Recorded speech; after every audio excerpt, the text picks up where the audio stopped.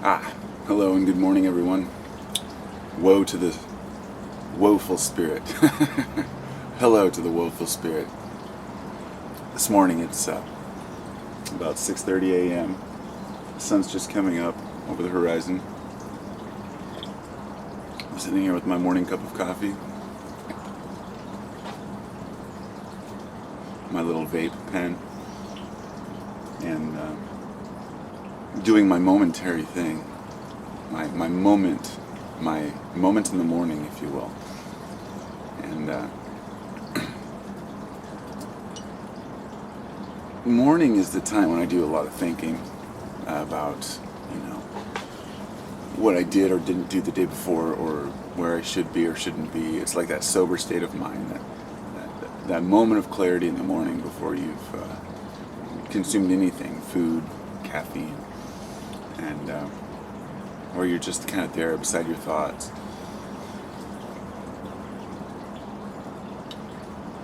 And when I walked outside, I thought, of this old line that we hear, things would be just perfect if. Like, things can always be better.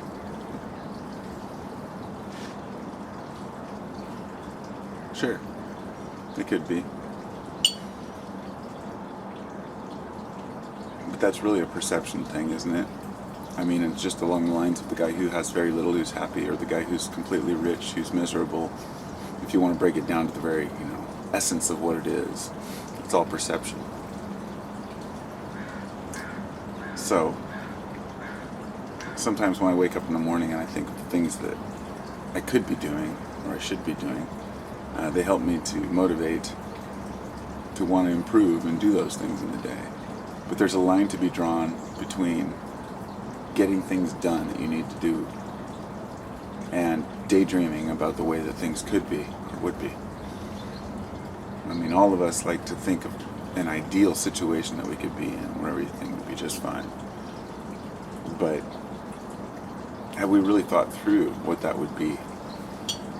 And to give you a metaphor for that,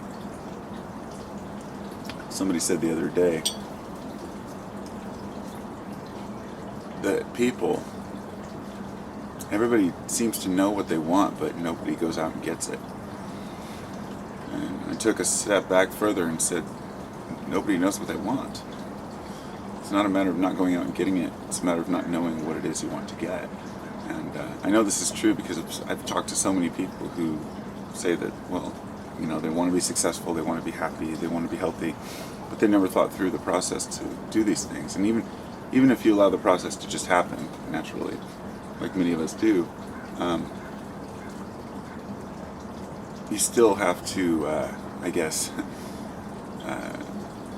don't know, people always want to control the process. People always want to be in control, and there's always something else that people could be doing better. And people just don't seem content with just, being happy with themselves and with their situation, or making it better if they want to. Not really knowing where they want to go. And in the same way, many of us have these things that we want to change, but we don't know what we want to change them to. And so that's a very personal search for each person, but for society as a whole, if you want to reflect this and transpose this idea onto society, none of us really know as a whole what we want. Like, as a society, we can't seem to agree on which direction to go. I hear people speak of how, I don't know, I hear a lot, or quite often I'll hear somebody say something along the lines of people are dumb, and then I'll catch myself saying people are dumb, or people are greedy, or people are this or that. I slap myself and say, quit saying people. It's just like saying all animals are this, or, all buildings are square, or, it's something that we just live with. That people are people and we're different. And so instead of resisting, pushing back, and trying to turn the world into something we wish it was, or I should say, let me reiterate or reformulate that.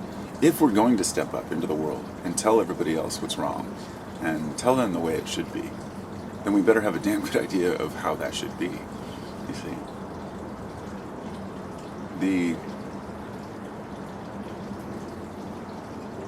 the worst complaint about the status quo is the one without a solution to it. It's the one that's saying everything's messed up, but I don't know what to do about it, so I'm going to be angry about it. And back to reflect back into ourselves, this is how the individual deals with the situation too. I'm not quite sure exactly what you want to do, or maybe didn't quite work out the way you wanted things to work out.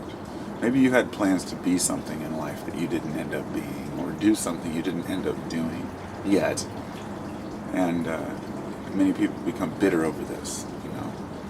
Or maybe they went to war and it ruined them for life because they felt cheated, like their own country had lied to them, or, you know, and used that as a crutch the rest of their life. Not as a bad crutch, and I'm not saying that, you know, ex-military are using that as a crutch. I'm saying that my father went to Vietnam, his father went to World War II, fucked them both up pretty good. But when you're 18, you don't know any better. My God, man, it's just, I just can't believe that, thinking back to what I thought I knew when I was 18, and my friends that had joined the military, and the fact that I knew better then not to, and thinking back now to, if I hadn't had that awareness, how I could have just easily joined up and gone off to fight some distant war and justified it in my mind. So ever grateful I didn't. I mean, I never had an inkling to join the military after what my family had gone through, but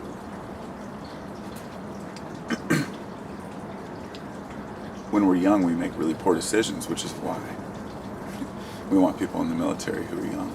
I had this thought the other day that maybe people shouldn't be able to become police officers until they're 35. And on one hand, a person may say, no way, you know, by that time you've lost your vigor, you know, you're doing other things with your life, or, you know, it's a lot harder to learn, or you won't get good people in there, you'll get the losers who, you know, couldn't find anything better.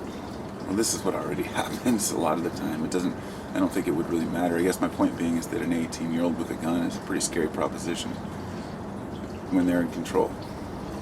And, of course, I know that they got to be in the academy, and, you know, most of them are in their 20s at least, but just the idea that we could even go into the military or become a police officer at such a young age and go handle a weapon and harm other humans in order to defend other humans, and that we're given that decision, you know, what's right and wrong. I mean, that's just crazy to me. It's ludicrous.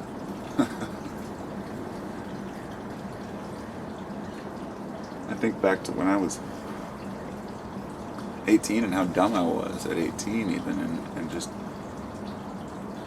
where would I be if I'd made different decisions, you know? But here I am, I made the decisions I made. So I guess to, you know, bring the point full circle,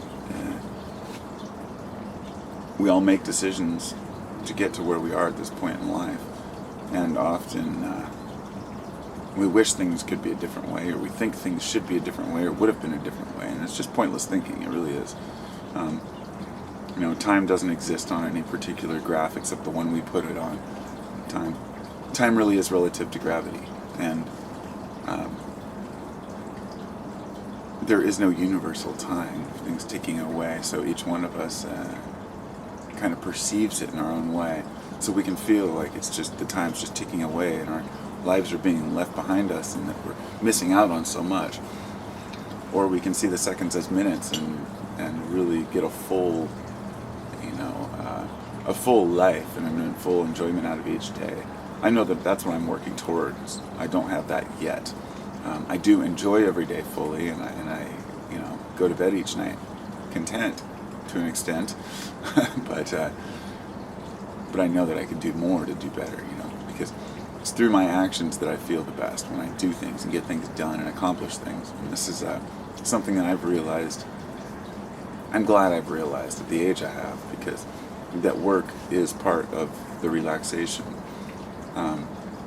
I guess, you know, 20 years ago, if you'd asked me, what's the goal in, you know, a career? I'd say, well, to get a job that makes you as much as possible so you don't have to work very often. And I kind of carried that mentality for a long time, and then realized that work is the reward. That if you're working towards something great, then that's your reward. You see people who just bust their ass working really long days and don't do it for the pay. Maybe they don't get very much. Some of them do. But it's not always about the pay, it's about the job, it's about being involved and putting your best foot forward. I love seeing that people have that, that we want to. And and it's funny too, because it's not about recognition or flying colors or peacocking, I mean, not always. Some people want to say, look at me, but most people who work hard do it for the sake of working hard. So, and I'm not talking about, physical labor, manual labor, although that's an important part of it. But it's more along the lines of doing the work, whatever work that may be. I'll leave it at that.